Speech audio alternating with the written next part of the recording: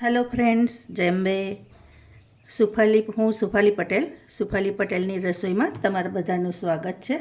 તો હું બનાવવાની છું ગાજરનો હલવો. તો માર્કેટમાં અત્યારે મસ્ત આવા લાલ લાલ ગાજર આવ્યા છે. તો એવા ગાજરનો હલવો બનાવીશ. તો તમારે ગાજરનો હલવો બનાવવો હોય ને તો આવી રીતના જે લાલ ગાજર આવે છે ને એનો જ ઉપયોગ કરવાનો. તો હલવો તમારો વગર કલર નાખીએ પણ ખૂબ સરસ લાલ થશે. તો આશરે 700 ગ્રામ જેટલા ગાજર છે. તો હવે હું એને પહેલાં તો છોલી લઈશ. તો આપણે પહેલાં તો ગાજરને બધા છોલી લેવાના. તમે બને ને તો આવી રીતના લાલ જ લેજો તો ખૂબ સરસ થશે. અને હું આજે બનાવવાની છું તો વગર માવા એ બનાવીશ. તો એને માવા વગર પણ ખૂબ સરસ થાય છે. આ હલવો તમે વારે વારે બનાવશો એટલો સરસ લાગશે. તો આવી રીતે બધા ગાજર આપણે છોલી લેવાના. તો હવે ફ્રેન્ડ્સ બધા ગાજર છોલી લીધા છે. હવે આપણે આવી રીતનો જે છીણીનો મોટા હોલવાળો ભાગ હોય ને, આ બધા ઝીણા છે તો હવે મોટા ભાગથી આપણે એને છીણી લેવાનો.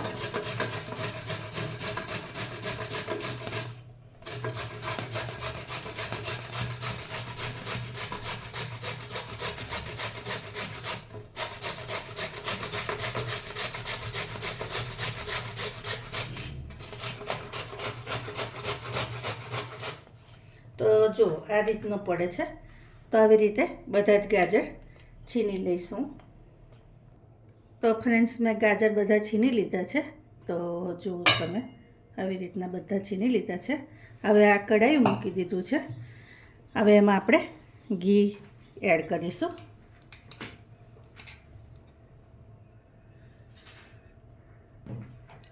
હવે આપણે એમાં થોડું પહેલાં તો ઘી એડ કરી દેવાનું.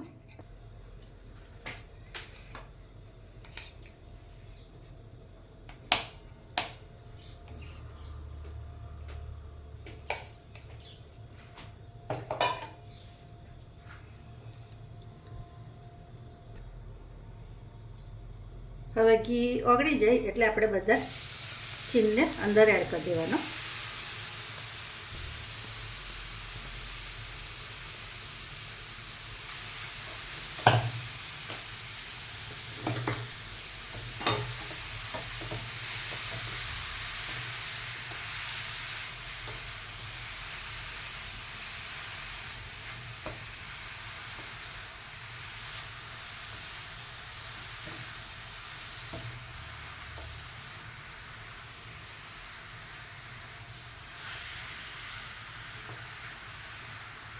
હવે આપણે એને ધીરે ધીરે થવા દેવાનો.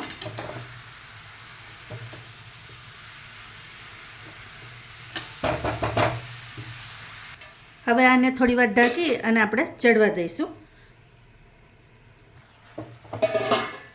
હવે આપણે આવી રીતે થોડીક વારે હલાવતા રહેવાનું. નીચે ચોંટે ના એનું ખાસ ધ્યાન રાખવાનું.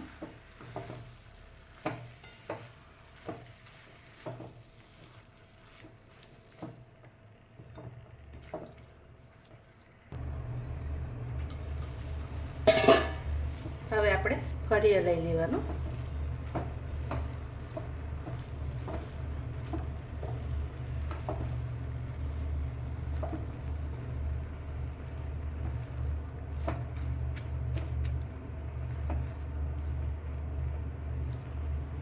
આ થોડોક સોફ્ટ થાય ને ત્યાં સુધી હજી આવું થવા જ દેવાનું. આવી રીતે થવા દઈશું ને તો કેવું કે દૂધમાં થોડુંક ચડવા દઈશું તો વધારે સરસ એનો કલર પકડાશે. તો હજી 2 મિનિટ આવી રીતે થવા દઈશ. હવે આપણે એમાં દૂધ એડ કરી દઈશું. તો આ 700 ગ્રામ દૂધ છે અને મલાઈ હાથે છે જે મેં સવારે ગરમ કર્યું હતું એ જ દૂધ લીધું છે. તો આ બધું જ દૂધ હું અંદર એડ કરી દઈશ.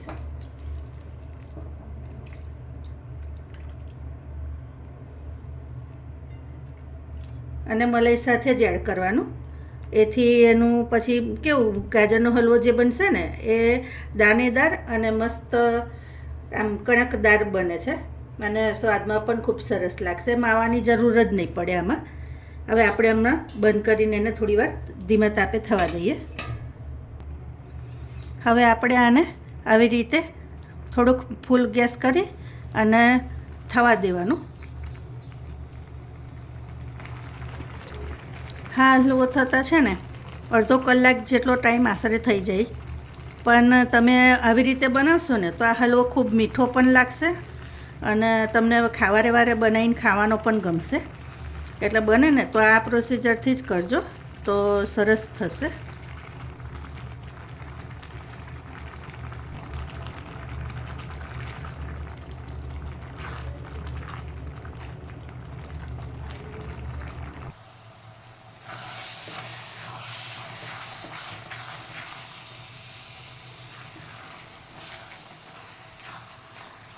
જો ફ્રેન્ડ્સ, આવી રીતે આટલો તો બધું જ દૂધ માવાના રૂપમાં થઈ જાય ને ત્યાં સુધી એને આવી રીતે કરી લેવાનું.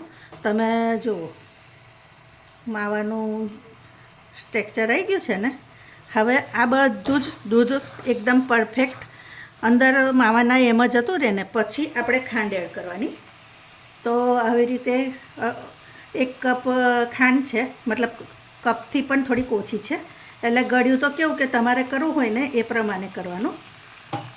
તો આશરે 250થી પણ ઓછી થોડીક ખાંડ છે. હવે આને આવી જ રીતે આપણે હજી થોડી વાર થવા દેવાનું. હવે તમે આ રીતે જો બનાવશો ને તો એનો કલર પછી એનું જે ગળપણ બધું જે કમ્પ્લીટ એવું જ લાગશે તમને એના પરથી કે તમે જાણે બહારથી જ તૈયાર હલવો લાવ્યા છો એવી રીતનો જ હલવો બનશે એકદમ. અને ઘી મેં થોડુંક વધારે એડ કર્યું હતું. જો તમે ઓછું પણ એડ કરી શકો કારણ કે અંદર મલાઈ પણ છે એટલે તમારે ઘીની બહુ જરૂર ના પડે, પણ મેં થોડુંક વધારે એડ કર્યું છે. તો હવે આને ખાંડ બળે ત્યાં સુધી આપણે એને થવા દઈશું. હવે ફ્રેન્ડ્સ, આટલો હલવો થશે ને એટલે આપણે કાજુ બદામ જે કાપીને રાખ્યા હતા ને એ એડ કરી દેવાના. કાજુ બદામ કેવું તમારા ટેસ્ટ પ્રમાણે તમને વધારે ગમે તો વધારે એડ કરજો, નહીં તો ઓછા એડ કરજો. હજી આપણે આને 5 મિનિટ થવા દઈશું.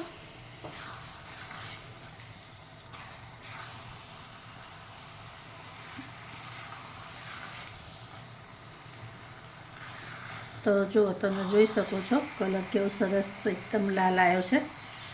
જો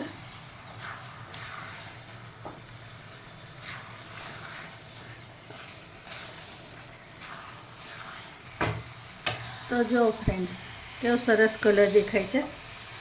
હવે આપણે એનામાં એલચી એડ કરી દેવાની.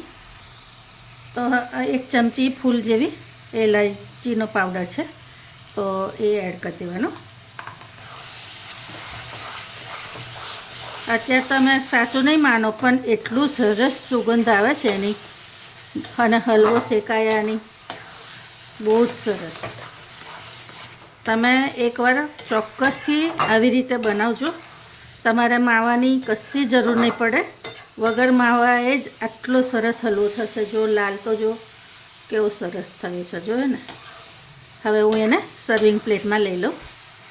હવે આ થાળી ગ્રીસ કરીને રાખી છે ઘીથી. હું એ પહેલાં તો એમ જ લઈ લઉં.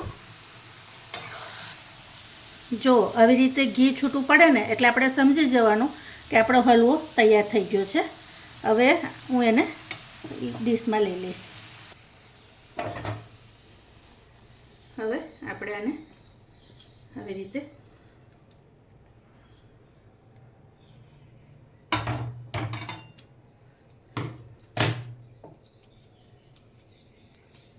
તમારે જાડો થોડોક રાખવો હોય ને તો એનાથી નાની થાળી લેવાની અને પતલો રાખવો હોય તો આટલી થાળી લેવાની.